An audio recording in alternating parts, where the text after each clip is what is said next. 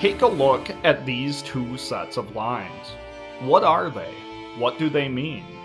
And are you worried you aren't watching a baseball video anymore? Would you believe that these are the amount of road games played by the same team in two separate seasons, 120 years apart? The 1905 and the 2025 Detroit Tigers schedules can help us to understand why baseball teams once played 22 road games in a row, and why baseball as we know it might not exist without the invention of the train.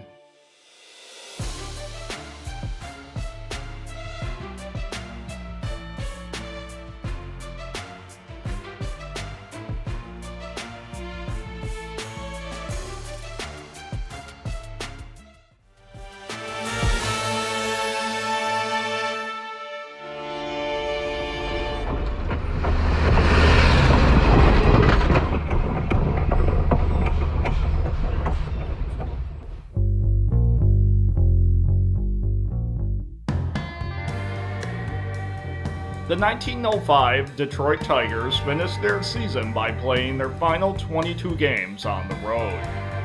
This same team had already endured 17 and 19 game road trips earlier in the campaign. By contrast, over a century later, in 2025, the Tigers' longest road trip was 10 games. The reason for this massive change wasn't old attitudes of toughness, but the difference in transportation technology. In 1905, the only way to travel any distance was by train. What was it like for players to play that many consecutive games away from home? Why was it done this way? What would baseball have looked like without the invention of the train? In the early 1900s, many owners of baseball teams were not super rich. Long road trips were a cost-cutting necessity for them. It was much cheaper to string all the away games together into a single trip than traveling back and forth between their home stadium and other cities.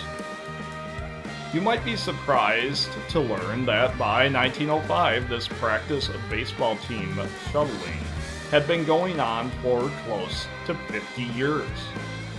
Cities in New York State were getting increasingly connected by rail, and the small towns along each line formed baseball teams.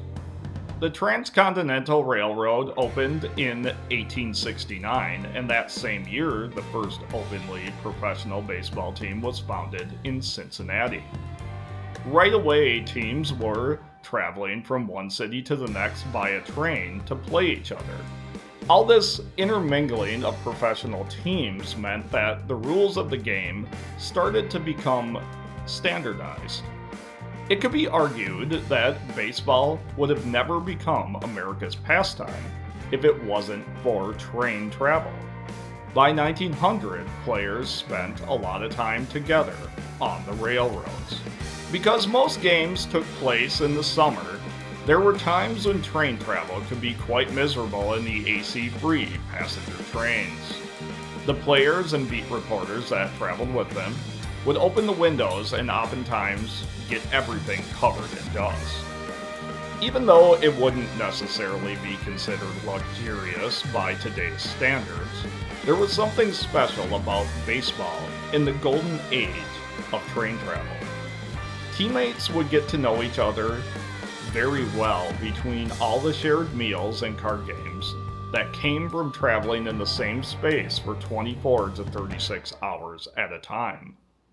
Players who experienced both eras of train and plane travel oftentimes lamented the loss of bonding that happened when most commuting happened through the air. To illustrate this theme of train track camaraderie, I'll tell the tale of a famous manager's speech that took place on a train. When the 1914 Boston Braves boarded the train for their Western road trip on July 7th, their record was 27-40.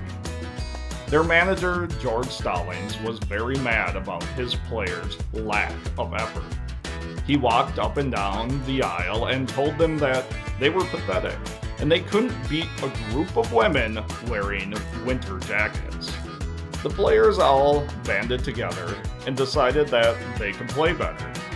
They went on to win 70 of their next 89 games, including a 4-game sweep of the World Series. When the 50s rolled around, air travel began to take over. It's a single reason why the Dodgers and the Giants were able to move to California. The long railroad trips were replaced by short flights. It's sad to consider given the fact that baseball might not exist the way we know it today if not for trains. Sure, we most likely would have bat and ball games, but it's very possible that we would have many different sports similar to baseball, instead of the single sport of baseball that we know today. Trains had popularized games since the 1850s, but once the Civil War started in the 1860s, it solidified the rules of baseball as well. Soldiers from across the nation, from both armies, would play the game in army camps connected by rail lines. When the war was done, those same trains would carry soldiers and the rules they learned back to the homes all over the country. Those road trips of 20 games or more were mostly a thing of the past once air travel became standard. There was, however, one outlier. For 28 long days, the 1992 Astros lived the same reality as teams like the 1905 Tigers. Except, instead of climbing aboard a sleeper train, they boarded a series of flights. 1992 was the year of a presidential election. The Republican Party decided to hold its national convention in the Astrodome, which was the home of the Houston Astros. This forced the Astros to play 26 games on the road with only 2 days off. Even though they had the luxury of short flights from host city to host city, it was a flashback to days of old when teams like the 1905 Detroit Tigers would climb onto a train and say goodbye to their hometown for nearly a month. Hi, this is Chris. If you would like more videos where I change a detail of the past so we can take a different way to history, please like and subscribe. And I'll see you in the next video.